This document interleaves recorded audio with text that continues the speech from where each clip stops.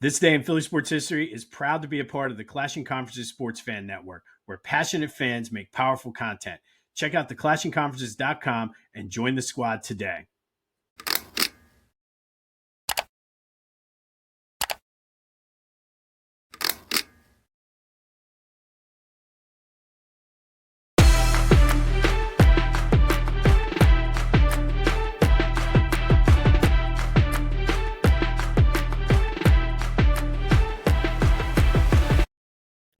What's up, everyone? Welcome to This Day in Philly Sports History for August 28th, 2025.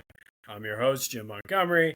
Welcome to a Thursday edition of the podcast. And it does appear that the septic cuts have now impacted the Phillies as they obviously left New York early to avoid the trains being shut down late last night because they didn't show up. Pathetic display, 6-0 in what should have been a must-win game. And that's the effort you put out there. I feel the only one that showed up was Taiwan and maybe Harrison Bader. But you could have gone to New York, came home with a 10-game lead. You could have come home with a 6-game lead. But instead, here we are, a 4-game lead, and the Mets just own us. And to borrow a line from Pedro Martinez, the Mets are our daddy. And there's no way around it, but no leadership, no heart. I feel as though they just, I don't know. Like, that is how you show up after getting destroyed the first game, having to battle back the second game, and any momentum you had after that second game is gone now. And that's what you play. The worst possible thing happened. You gave the Mets life. You gave them hope. You gave them belief that they can catch you. And it's all your own doing. Absolute pathetic display in New York. After the game, Bryce said, well, we need to have a sense of urgency now. We can't rely on the fact that we have a 4-game lead. And Bryce, newsflash, the time for the sense of urgency would have been before game 1 of this series when you can bury your bitter rival. And now we all need to have to deal with it because there's the only thing, Cowboy fans from this area are the absolute worst human beings on the earth. Close second is New York fans. Cannot stand them and could have buried them. We could have talked our trash and ended it. But now I got to hear guys like Mike, Ryan, and my friends who are Mets fans talk their trash now. And what am I supposed to say? Like Pedro said, the Mets are our daddy. You're absolutely right. But for that to be the effort you put out there, trying to salvage a game when you could have come home with at least a 5-game lead, or 6-game lead, I guess, is just absolutely pathetic. 100% pathetic. They have no heart.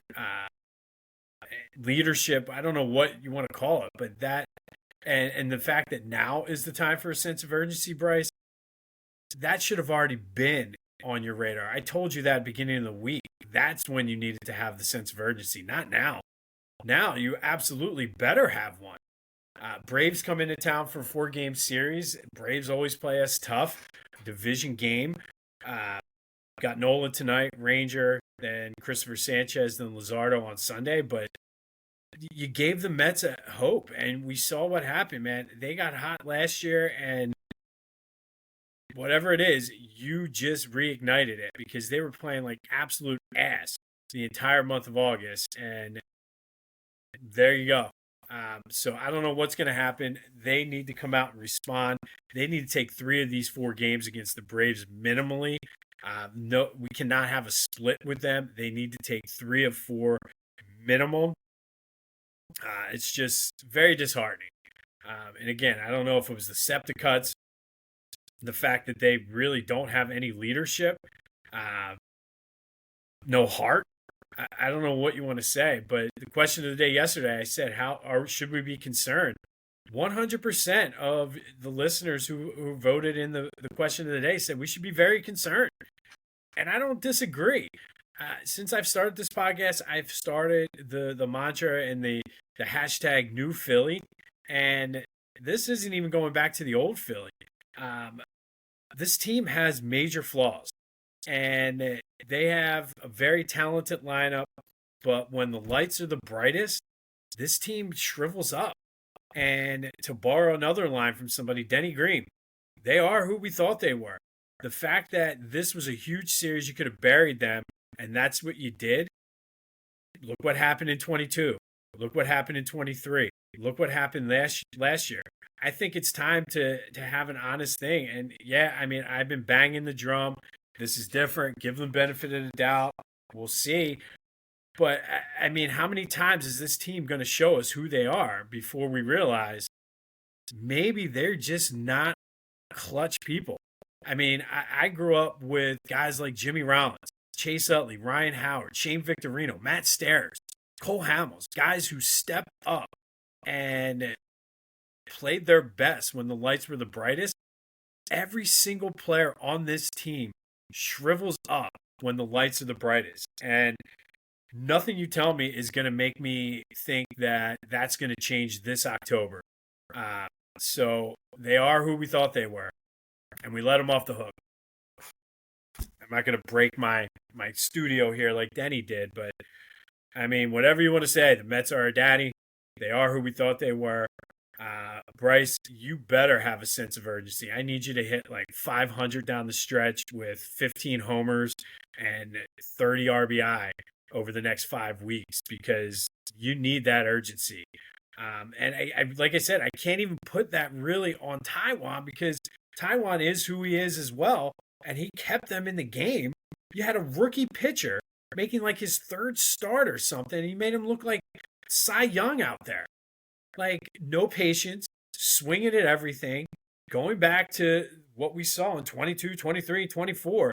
And I'm sorry, this maybe you can help talk me into this, but this isn't new Philly. This is just the same old Philly team. And we know what they are. And here we go. They're showing us once again. Need 3 of 4 from the Braves this weekend, but I'm not feeling very confident right now. So let me know if you can talk me into it. But that does lead to today's question of the day. Are the Phillies cooked? 267-495-8531. I know a lot of people out there say they were cooked before this Mets series, but I mean, would the real Phillies stand up? And I think we saw who the real Phillies team is this week in New York. They shrivel up when the lights are the brightest. And nothing, maybe you can convince me, but as of right now, I don't see what's going to convince me. The Mets are our daddy. This team, I think, is cooked. But let me know your thoughts on the Back to the Future voice and text line. All right, we do got some positive news from the Eagles front. Landon Dickerson was practicing yesterday, not ruled out yet for week 1. Looked like he was moving around pretty good. It wasn't a full pads practice, but that is an encouraging sign. Eagles did make some moves, picked up Willie Lumpkin, offensive lineman from the Rams, who currently is injured. But everybody seemed to like him. The Rams were not happy, Rams fans anyway, that we picked him up. I saw some people mention like an unwritten general manager rule that I'd never heard before. And I don't know if it's true or not, but miss me with unwritten rules. I hate it in baseball. No, the rules are the rules. If you're allowed to do it and you got a guy that's going to do it, it's legal. But apparently, usually when teams place guys on waivers who are injured, teams kind of say, nah, we'll let him go so you can put him on your IR. But Howie said, no, I like this dude, and I'm going to take him. So kudos to Howie for saying unwritten rules be damned. And again, I've never heard that one before, so whatever. But hey, if it was written, we would have followed it. They also are bringing back Marcus Epps, who was cut by the Patriots. Yeah, he played a few years for the Eagles, including the Super Bowl team in 2022. That does give the Eagles some depth there in the secondary. And then the practice squad, no real surprises on who they signed. Kyle McCord was back. E.J. Henderson, who is like a staple on the Eagles practice squad, is back.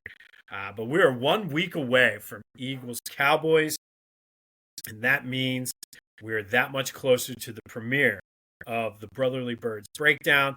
We will be recording it Tuesday. We're going to record it tonight, but there's just too many moving pieces right now, and I wanted to get it as accurate as possible. That will drop Wednesday, wherever you get your podcasts, as well as on YouTube. We will break down Eagles Cowboys, talk offseason moves, as well as any injury news and notes leading up to the Cowboys game when we're dropping the banner, which they already have in place, and I guess it's covered now.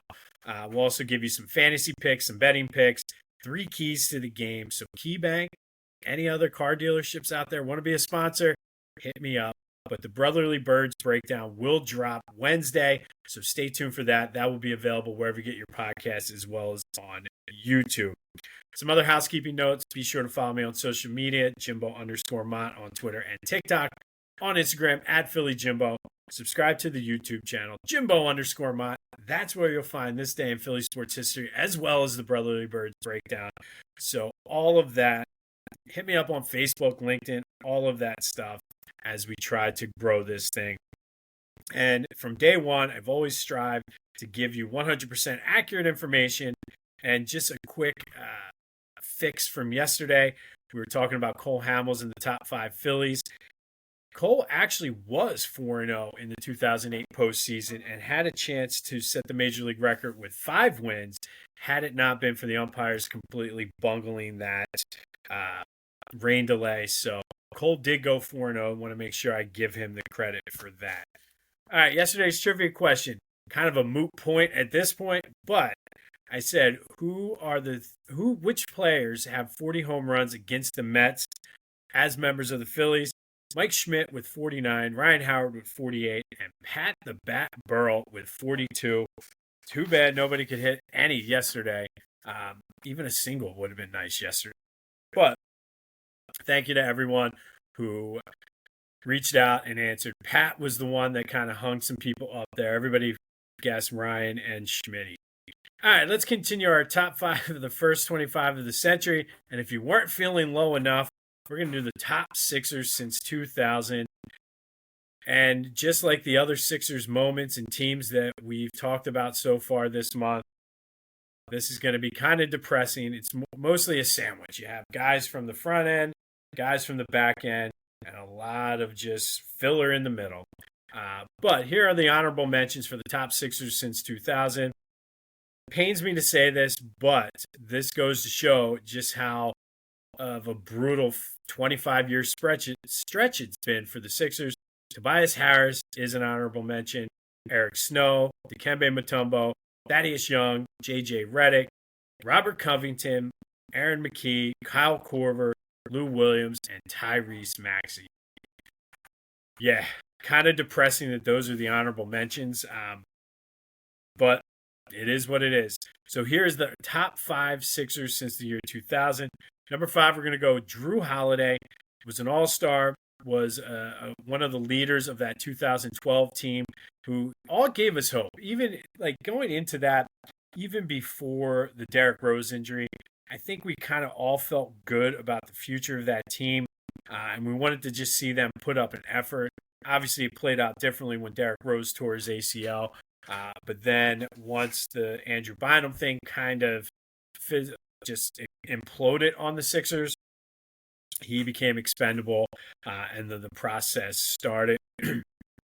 Coming in at number 4, and it pains me to do this. However, if you look at the body of work since 2000, this guy certainly has been one of the top 5 Sixers if you look at the whole body of work. And that is Ben Simmons, Rookie of the Year, 3-time All-Star, All-Defensive Player. Early in his career, was a scorer, was able to slash and get those points in the paint. And then, of course, we know what happened. Just hid. I will never get over that Atlanta series. But if you're looking at full body of work, Ben Simmons, and again, this goes to show just how pitiful the past 25 years of Sixers basketball is. Ben Simmons comes in at number 4. Number 3, Andre Iguodala, another defensive specialist, made an all-star, hit those 2 big free throws in Game 6 in 2012, and then, of course, was traded for the Andrew Bynum thing. Trade went on to win the Finals MVP with Golden State. And then the top two shouldn't be any surprise. Number 2, Joel Embiid, MVP, couple scoring titles, second in team history. Or I think 70 points is the Sixers record for points in a game because Wiltz came with the Warriors. Injury plagued, but when healthy, one of the best players in the league, one of the best players in Sixers history, number 2 on our list for the best Sixers since 2000. And number 1, everybody knows this. This is indisputable. Allen Iverson, MVP, led the Sixers to that finals run. Probably the most heart of any player in Philadelphia sports history, including Rocky, if you're going to make that comparison. But Allen Iverson, best player, hands down, for the Sixers since 2000. Certainly a top 5 in Sixers history. One of the best to ever do it in the NBA. Hall of Famer, Allen Iverson, tops our list of best Sixers since the year 2000. Now it's your turn. Who's too high, too low? Who did I miss? Who shouldn't even have gotten an honorable mention? I'm sure a lot of you will say Tobias Harris. Ben Simmons, I'm sure, is going to be the sticking point for a lot of people. But if we're looking at this objectively, it is what it is. And that's more of an indictment on the Sixers team since 2000 than me being pro Ben Simmons. But let me know your thoughts on that. Back to the Future Voice and Text Line, Discord channel, which is the first channel or first link in the chat or the description. I'll get it right. The Phillies got me so pissed off today. It's ridiculous. But let me know your thoughts on the Sixers list. And not a good list to have on the day the Phillies just got swept by the Mets. Want to show off your Philly pride without saying a word? Philly Goat has you covered. From tees, hoodies, shoes, and hats, their gear screams Philly louder than an Eagles fan at the vet. Whether you're tailgating in South Philly or trying to flex down the Jersey Shore, do it in style. Hit up phillygoat.com, use the promo code Jim Montgomery, and get 10% off your order. Philly Goat, because being Philly ain't a choice, it's a way of life. Go Birds!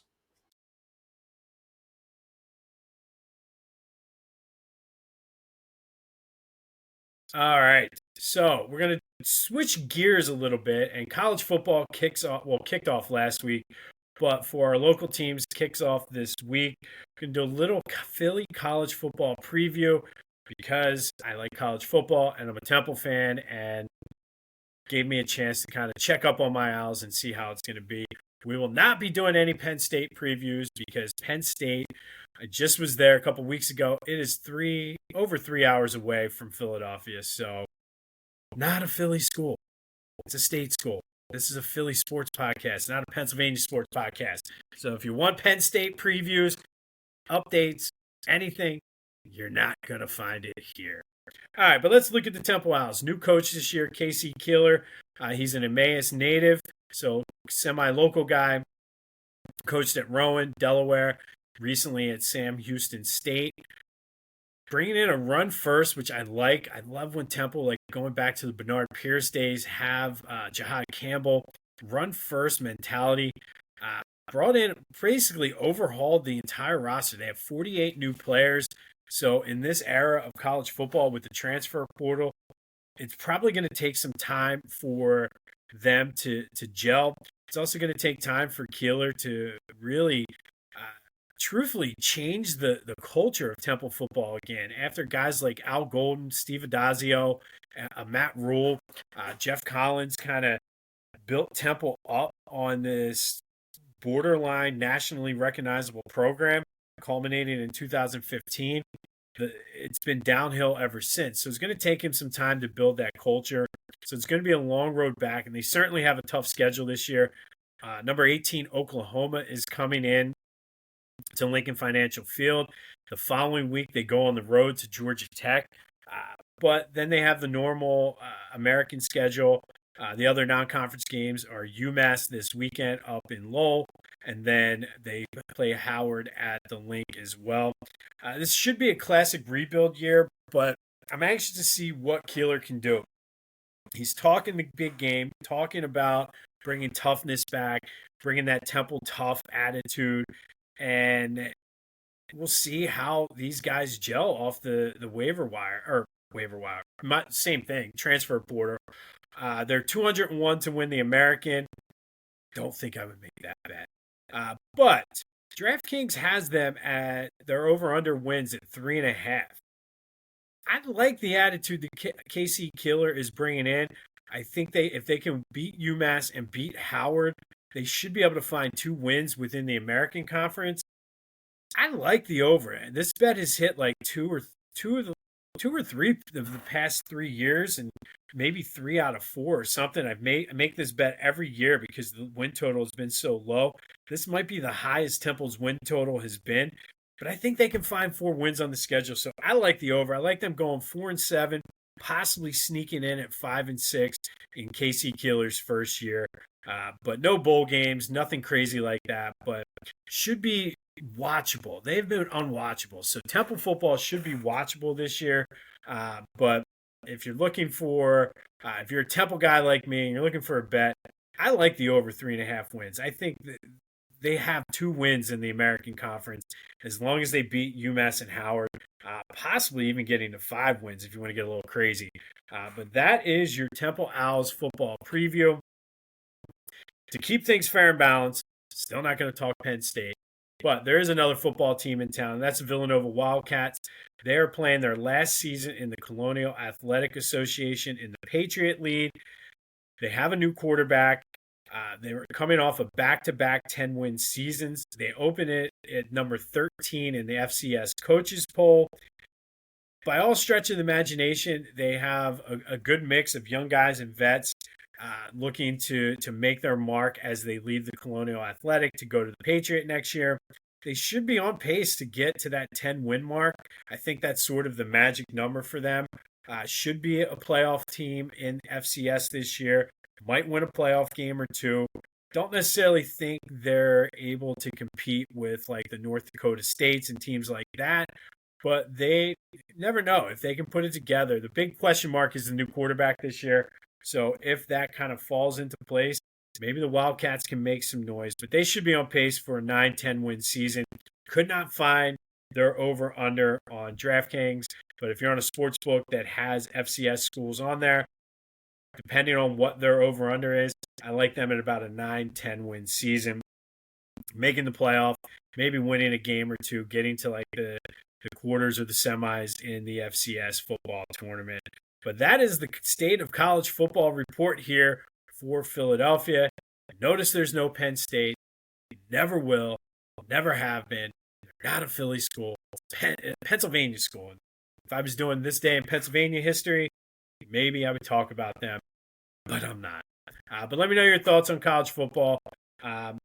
Temple, like I said, rebuild year, but I want to see him establish culture, and you do that with tough defense and running the ball, control the clock. And like I said, I like their over 3.5 wins this year. And then Nova, who knows? You never know. They could catch lightning in a bottle, but it should be a playoff team again this year. Looking at 9-10 wins for the Wildcats. All right, it is Thursday. Time for Throwback Thursday. This is always brought to you, at least for the summer, by Beach Caddy. It's still not too late to get your Jersey Shore vacation in. Or if you want to take a weekend trip down the shore, they got you covered with cart rental. Use the promo code Jimbo for 15% off of your order. Excuse me. And today, we're going to stick with Temple football. KC Keeler is the new Temple football coach and certainly has a tough road ahead, rebuilding this program, changing the culture, instilling his own system. But he is a local guy, bringing some of that local flair, and has had a ton of success at Delaware and Sam Houston State. So I believe that he can do it. Doesn't look like the kind of guy that is looking to go to a big-time program. I was glad to be home, so we'll see what happens. But my prediction, like I said, is 4-7, 5-6, somewhere in that range. Possibly, I don't know, maybe they can, if everything gels right, they could get to 6 games.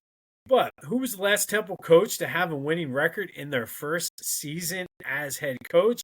That would be Steve Adazio in 2011. He took over for Al Golden, who really is the godfather of Temple football, really brought the program back, and it's sad to see him leave, but totally get it when he went to Miami. But Steve, in 2011, led the Owls to a 9-4 record. They were coming off back-to-back winning seasons. They went to the I forget the name of the bowl now, but it was down in D.C. and I was there for it. Eagle Bank Bowl in 2009. Went 8-4, I think, in 2010. Got snubbed for a bowl game that year, which was just a travesty. But Adazio came in, led the Owls to a 9-4 record, including a 14-10 loss to Penn State. I remember that. It was kind of when Penn State was sort of on their way back up with after the Joe Paterno scandal. I remember being at that game thinking, this is when Temple's going to finally beat Penn State, but I'd have to wait 4 more years for that to happen. But they ended up beating Wyoming in the New Mexico Bowl that year for their first bowl win since 1979. Unfortunately for Steve, they dropped the 4-7 the next year. He bowled it for Boston College, and that did lead to the Matt Rule era and the high point of Temple football. So can Casey Keeler pull a Steve Adazio? I sure hope so. It'd be great to have a winning Temple football team. But let me know your thoughts on Temple football, Steve Adazio, anything Philly college football. I really wish, and it stinks the way the state. I'm not going to go on a long rant here because I'm looking at the time and running long, but I hate the way this current state of college sports. I miss when Villanova was good, Temple was good, St. Joe's was good, LaSalle could put together a good team. Penn was always tough. I would love Philly to be a college football town. Never going to be as big as it is in the South, but man, one of my favorite times of all time was when Temple football, that 2015 season. It just pains me that it's not like that anymore. But I digress. All right, August 28th. On this day, in August 28th, back in 1971, Philly split a doubleheader against the Giants. They lost game 1 5-2, won the nightcap 7-3, and it was Rick Wise doing it all. He pitched a complete game, gave up 3 runs, struck out 11, and then went 2 for 3 at the plate with 2 home runs and 5 RBI. Yes, Rick Wise, for the second time in the 1971 season, hit 2 home runs in a game. First one occurred June 23rd when he pitched a no-hitter. And to be rewarded for his heroics at the plate, pitching a no-hitter, and playing on a dreadful 1971 Phillies team, was being traded for Steve Carlton in quite possibly the best trade in Philly sports history. But on this day, it was Rick Wise Day as he went all 9 innings, striking out 11, and then hit 2 homers, knocked in 5 runs, essentially beat the Giants in Game 2 all by himself. He saw how poorly they played in Game 1, and he said, F you, Joe Boo. I'll do it myself. All right, and then fast forward to 1987.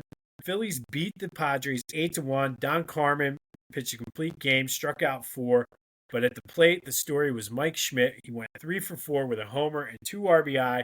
The home run was number 522 for his career, passing Ted Williams and Willie McCovey for 9th on the all-time home run list. And then finally, 2009, Phillies beat the Braves 4-2. Ryan Howard went 3 for 3 with a walk, a double, 2 homers, and 3 RBI. The RBI gave him 33 on the month, tied for the Major League lead for the month of August, en route to being the National League Player of the Month. The Phillies did extend their lead to 8 games. At one point, it was down to like 4 or 5 games. So if you're looking for a little bit of brightness in the dark cloud, whatever you want to call it, sunshine on a cloudy day, over the course of time in 2008, Phillies dropped from 4 to 8 to 6, or 2009, I mean. So, not saying it's over for the Phillies completely. I just don't have faith. But on this day, Ryan Howard, 2 home runs, 3 RBI, as the Phillies beat the Braves 4-2. Could use some of that tonight. Bryce, could you go 2 for 3 or 3 for 3 with a walk, 2 homers, and a double? Could certainly use it. Where's that sense of urgency, buddy? That does lead to today's trivia question, and this one is courtesy of my friend John Foley at 2008 Phils on Twitter. But it's kind of a variation of the Stump the Fans question on the Phillies game last night. Who holds the Phillies record for single season home runs against the Mets? So, in other words, who has the most home runs against the Mets in a single season? If you did watch the Phillies game last night, you will know the answer to this. But who has the most home runs in one season against the Mets? Hit me up on social media. Back to the Future voice and text line 267 495 8531. Get anything else Philly sports related off your chest. We're all about just venting and therapy today. Let's get it out. Let's share our feelings and not hold that in.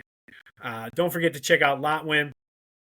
It is fantasy football time. These 3D custom hype chains make great championship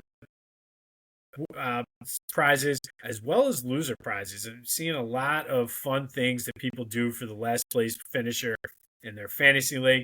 Playing in a golf outing on Saturday where the last place has to golf 18 holes in a dress. That's always fun. Not me this year, thankfully. But go to Lotwin, use the promo code TCCPOD to take 10% off your 3D custom hype chain.